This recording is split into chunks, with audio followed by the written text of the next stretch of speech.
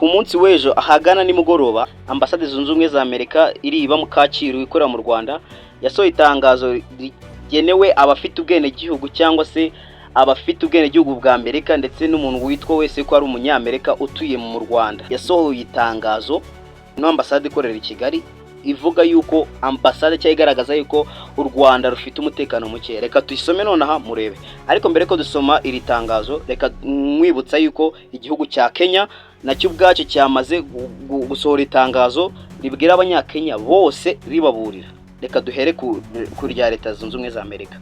Leta Zunze Ubumwe za Amerika zaburiye igihugu cya Kongo ndetse ambasade za Amerika nizo zaburiye abaturage cyangwa se buri wese ufite ubwene igihugu cya Amerika kuba yava muri Kongo akava muri kiriya gihugu ibiri kujya mbere byose akabyirengagiza ariko akava muri Kongo bitewe nuko babonaga ibigiye kuba muri Kongo. Barababura icyo waba ufite cyose ikiri hafi aba ari cyo ufata ubike ubundi uve mu gihugu cya Kongo. None ambasade zunze ubumwe za Amerika iri mu Rwanda yasohoye itangazo. Ndagira ngo mvire iryo tangazo.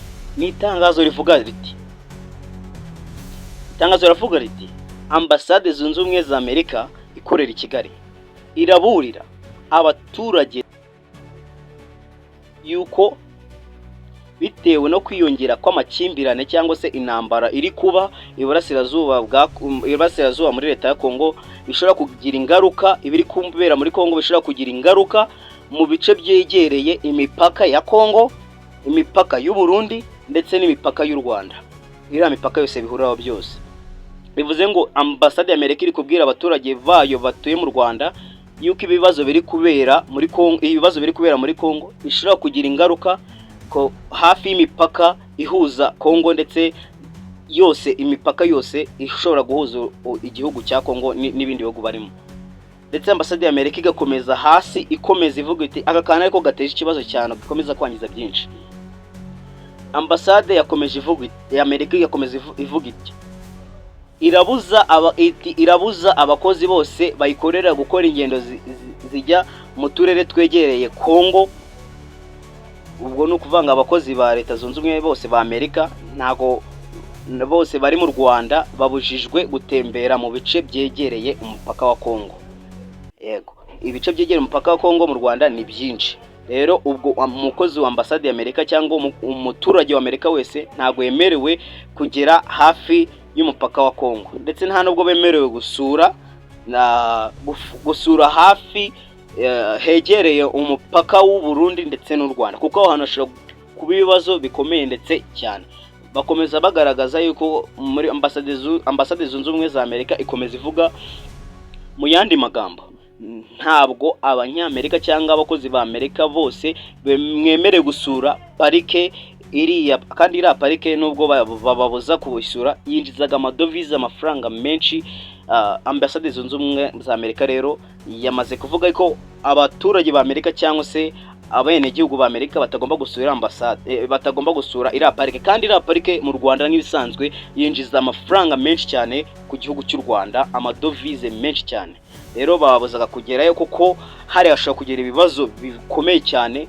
Rero kugira ngo byumve neza bababujije gusura ingagi. Nicyo kintu wumva ko bari bagamije kuvuga ikintu cyo gusura ingagi ntago cyari cyemewe. Kiriya shyamba rya Gishwati ntago mwemerewe kurisura, ntago mwemerewe gusura ishyamba rya Mukura iriya bita Mukura Forest Reserve. Abantu benshi bakunda gusura nk'ibisanzwe bararisura abantu benshi. Rero leta ya Amerika yabujije abantu bayo gusura ahantu hose hafite aho hahuriye cyangwa hegereye igihugu cya Kongo cyangwa u Burundi. Ndetse babujije gusura Ikivu cyangwa se Gisenyi hariya abantu benshi bakunda kujya gutemberera. Ndetse ambasade ya Amerika yabujije abaturage bayo ba Amerika kuba basura ahantu hariho hose hahuza igihugu cy'u Rwanda ndetse n'u Burundi. Ndetse barongeye bababuza kujya gusura ishyamba rya Nyungwe cyangwa Nyungwe National Park ndetse naho babuje kuhasura kuko ibyo bikorwa nyaburanga byose turi kuvuga byose bigiye biri mu turere twegereye imipaka hafi y'u Burundi cyangwa ndetse na hafi ya Kongo. Ndetse bari kuvuga yuko aho hafi yaho hantu hose ashobora kuza ibibazo ndetse hakabura umutekano. Umva uko itangazo rikomeza rivuga Leta Zunze Ubumwe za Amerika, abaturage bayo, abaturage ba Leta Zunze Ubumwe za Amerika bagomba kwirinda ingendo zo hafi y'umupaka w'u Burundi ndetse na Kongo n'u Rwanda. Turaduce twose nyine tugenda tuduhuza na bira bihugu byo murabyumva. Leta Zunze Ubumwe za Amerika iri n'itangazo ritanze kuri ambasade ikorera mu Rwanda. Iravuze ngo abaturage bose bafite ubwene gihugu bwa Amerika cyangwa tubita abanyamerika birinde kujya ahantu hateraniye abantu benshi. Amerika twagiye tubibona ifite ubutasi buhambaye, igira amakuru ahambaye, twagiye tubibona nko mu Burusiya, twagiye tubibona muri Iran, tubona mu bihugu bitandukanye mu isi cyangwa se ndetse mu Burayi bitandukanye. Leta Zunze Ubumwe za Amerika ni zisanzwe ziburira n'ubundi bereka ibibazo biba ziburira abaturage babo, bakabahagarika bakajya naho bababuze bagomba kujya, bakabihagarika mbere kugira ngo abaturage babo bagire umutekano. Kandi kuko ahantu babarinze kujya ugasanga habaye ibibazo. Rero urabizi ambasade Zunze Ubumwe za Amerika zose ziba zifite amakuru akomeye, ndetse baba bazi n'ahafite umutekano n'aho adafite umutekano. Ziba zifite bamaneko cyangwa abanyamakuru babaha amakuru y'ibintu bigiye kuba. Leta Zunze Ubumwe za Amerika zibwiye abantu bose bavuka mu gihugu cya Amerika cyangwa se bafite ubwene gihugu bwa Amerika, abo bose Amerika nibiri kubwira mwese muryamira amajanja, mwirinde kujya ahantu hateraniye abantu benshi nko mu bitaramo, ahantu nk'aho ngaho. Ikindi mugerageze kwigengesera, mugume n'ahantu atari nko mwigaragaze cyane. Nanone igakomeza ivuga ngo abaturage ba Amerika mwirinde ababakikije. Leta Zunze Ubumwe za Amerika niko ziri kuvuga. Abaturage ba Leta Zunze Ubumwe za Amerika mwirinde ababakikije, mbese mube maso mu babakikije bose, nta muntu mwizeye, mukomeze mube maso mutagira ikintu kibatungura. Mbese nko kubabwira ngo iki gihugu murimo nta mutekano gifite, murarye muri menge. Ndetse bongera kuvuga ngo mwongere kwirinda bundi bushyashya, mwongere kongera kwirinda bundi bushyashya. Nk'umuntu wirindaga kera, yirindaga afite icumu, afite ibikoresho runaka bituma yirinda. Rero muri muturage, Leta Zunze Ubumwe za Amerika zavuze ngo muri muturage wese wa Amerika yongere asuzume uburyo yari asanzwe yirinda. Mbese muri make handi badashobora kugutabara wowe ukabasha kwitabara. Ndetse Leta Zunze Ubumwe za Amerika zakomeje zivuga ngo abaturage bose ba Amerika cyangwa se buri wese ufite ubwene gihugu bwa Amerika, ubwo ni umunyamerika, mugumane impapuro z'urugero rwanyu kugira ngo mubigumane hariho hose muba muri, kugira ngo ku buryo anytime dushobora kubahamagara, dushobora kubabona umunota ku wundi, dushobora kubahereza ubufasha runaka mu gihe hashobora kuba ibibazo runaka. Muri make niko bashatse kuvuga ko mu gihe habaye ikibazo runaka, ku buryo dushobora kubabwira mukahita mukata mujya ku kibuga muhita mugenda. Mu gihe habaye ikibazo, muri make bika passport zawe cyangwa se impapuro z'urugendo ahantu hafi ushobora kuzibona bikoroheye. Umurongo usa nk'usoza iri tangazo, ambasade ya Zunze Ubumwe za Amerika icyo zasohoraga na ambasade ya Amerika. Ambasade ya Amerika hasi yongera avuga ngo ishyiraho link, ashyizeho link y'ahantu wakanda kuri abo banyamerika bari mu Rwanda, gukanda hano hantu kugira ngo ushyiremo imyirondoro yawe n'aho uherereye, ku buryo ibibazo bikomeye Leta Zunze Ubumwe za Amerika zamenya uko zagufasha cyangwa se bagutrackinga, bakulocatinga cyangwa bakamenya aho uri. Mbese mu gihe ugize ikibazo, iyi link ku buryo ushobora gukandaho, iyi link niyo ushobora gukandaho ufite ubwene gihugu bwa Amerika, ushobora gukandaho ukinjiramo, ubundi ukuzuza ibisabwa, ku buryo hari ibibazo, igihe ibibazo ushobora kugusanga, gusa Amerika ambasade yabo iri kure ku buryo utaca mu nzira ukagerayo. Rero iyo ukanze iyo link bahita babasha kumenya aho uherereye, bagahita baza bakagufata ndetse bakagutabara muri ibyo bibazo, bakagukura muri ibyo bibazo ndetse bakabakugejeje mu gihugu cya Amerika. Ariko ibyo bigenewe ku bafite ubwene gihugu bwa Amerika. Ese iri tangazo rivuze iki? Ese iri tangazo rishatse kuvuga iki? Iri tangazo rishatse kuvuga ko mu Rwanda nta mutekano uhari, ndetse abanyamerika benshi murabizi bari basanzwe bavuga ko mu Rwanda ariho hantu hari umutekano muri Afurika uhambaye. Ariko bitangiye kugaragara yuko mu Rwanda nta mutekano hari bitewe n'ibiri kuvugwa.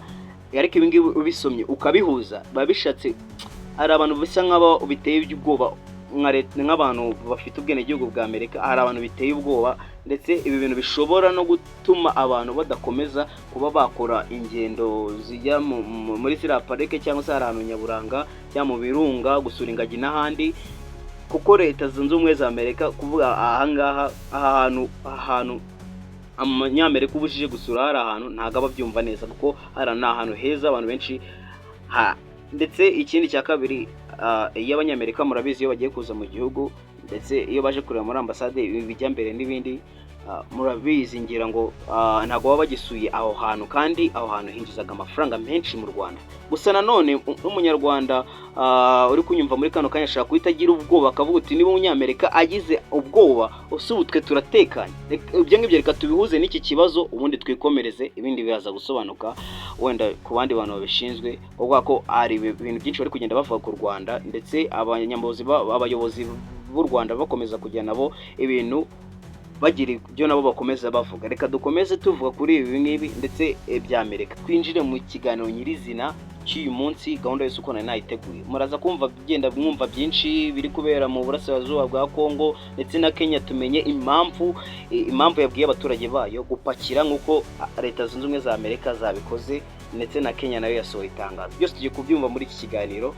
Ikindi jya wibuka kureba ko wakoze subscribe aho hasi, uhakande dukomeze kugendana neza winjira mu muryango wacu wa Lava TV Show. Nyuma y'urupfu rw'umuyobozi wayo makanika cyangwa se wa wundi bita twirwaneho, niba ari ukwihora niba ari umujinya, barakaye cyane ku buryo bakomeje kwavansa kugeza ubwo bongeye bagafata komine ya Minembwe, bayirukanamo abasirikare ba FARDC ndetse bafatanyije na Mayimayi, ndetse bafatanyije ubusanzwe na babandi bakunda kugira nabo munyabanyamurenge.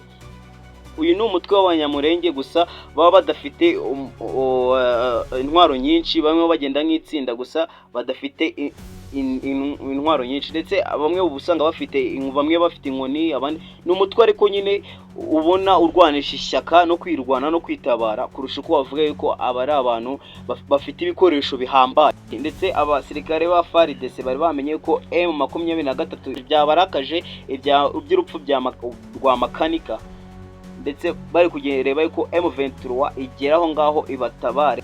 Ni mu gihe nanone M23 nyuma yuko imaze gufata umujyi neza wa Bukavu, bakomeje bamanuka muri Uvira, ndetse ubu tuvugana byatangiye kwemezwa yuko byagoranye yuko byemezwa yuko M23 ifata muri Uvira, gusa ni bigaragaza yuko cyabivugubira kuvugwa yuko ndetse ubu ngubu bari muri Uvira nyirizina. Gusa M23 ntago iremeza yuko yafashe Uvira, gusa ni biri kuvugwa yuko FARDC ndetse n'abandi bari batangiye gusahura amazu y'ubucuruzi, ndetse aho ngaho bifite agaciro, ndetse bikemezwa na meya wo muri Uvira avuga yuko kubera iki abasirikare bacu batangiye gusahura ibintu byacu, kandi rebo bakabaye babirinda. Uyu ni meya bamwita Kapenda Kifala, ndetse hano yarari kuvuga gutya avuga ati turi kunenga ubujura cyangwa se ibikorwa biri gukorwa n'ingabo za leta arizo zakabaye ziturinda, nizo ziri kudusahura. Ibi ngibi nanone nkwibutsa bitandukanye n'ahantu M23 cyangwa se barabita ngo intare baba bafashe, ngira ngo bafata Bukavu, wabonye ko basaba yuko abari bibye ibintu bagomba kubigaruka ba nyirabyo.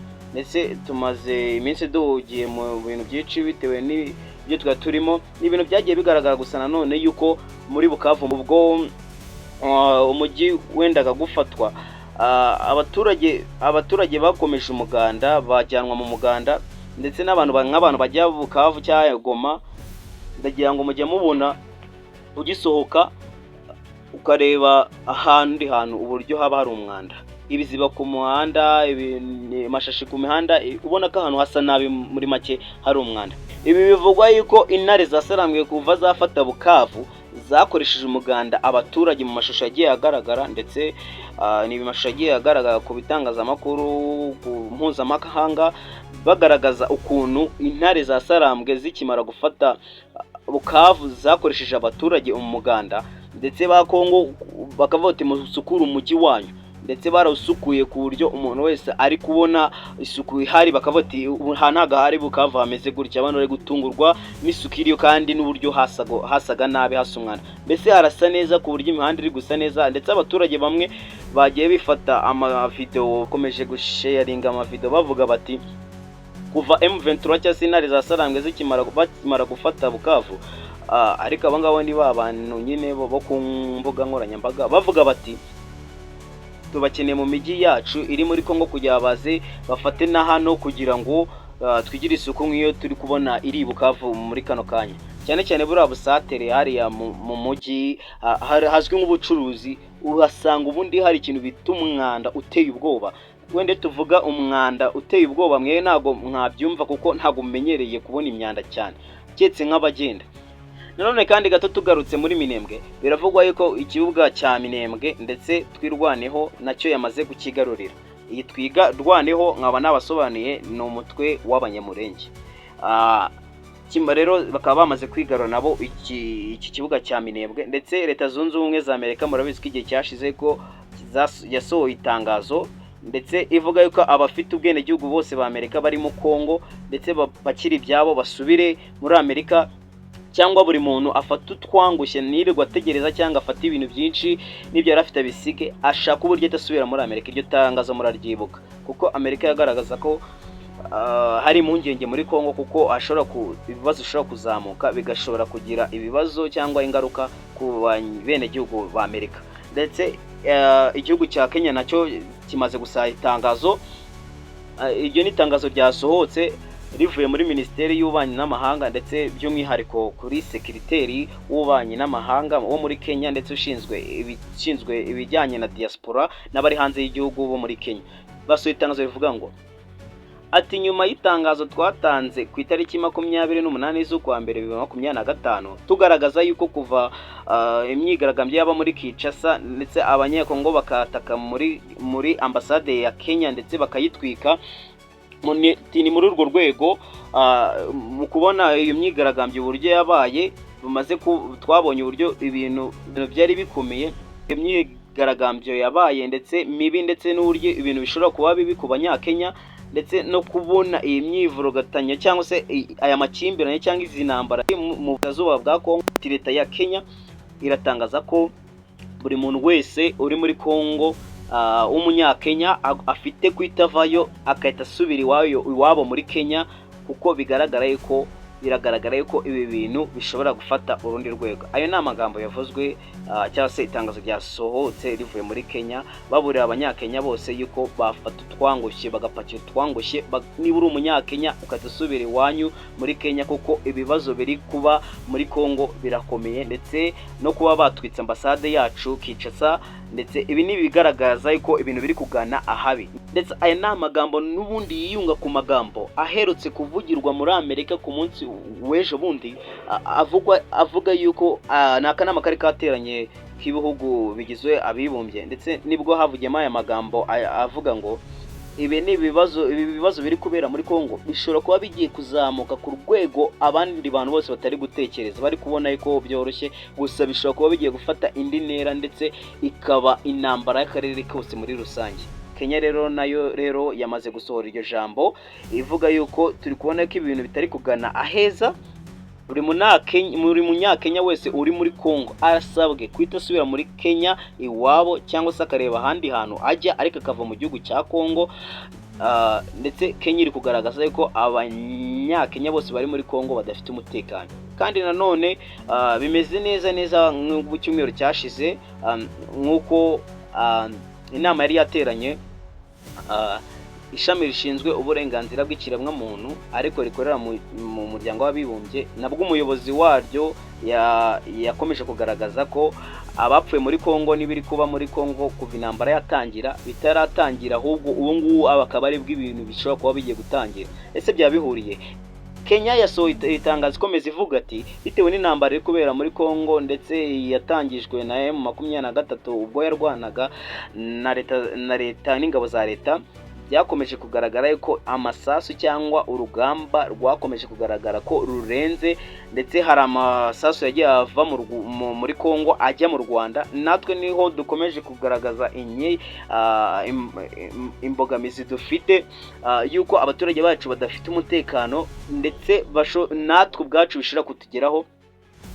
Ni muri urwo rwego rero twakomeje kugaragaza, natwe dukomeje kugaragaza impungenge zacu, tukaba turi gusaba abaturage bacu bari muri Kongo, cyangwa se abaturage bose, cyangwa se abakozi ba ambasade za Kenya bari muri Kongo cyangwa muri Goma, bakaba bafasha abandi baturage bose ba Kenya gutaha bari muri icyo gihugu cya Kongo, bakajya mu gihugu cyabo cya Kenya. Ndetse mu itangazo bagasoza bavuga ati ndetse niyo mpamvu tuboneraho gusaba impande zose ziri guhangana muri rugamba kuzareka ibyo kurasana, cyangwa se bagashyira intwaro hasi, ahubwo bakayoboka inzira y'ibiganiro, cyane cyane hagashyirwa mu bikorwa ibyemezo byafatiwe muri ya nama yari yahuje East African Community ndetse cyangwa se East Africa Cooperation ndetse na South Africa Development ndetse n'ibindi mu yandi magambo, bagashyira mu bikorwa ibyabaye muri nama yabaye.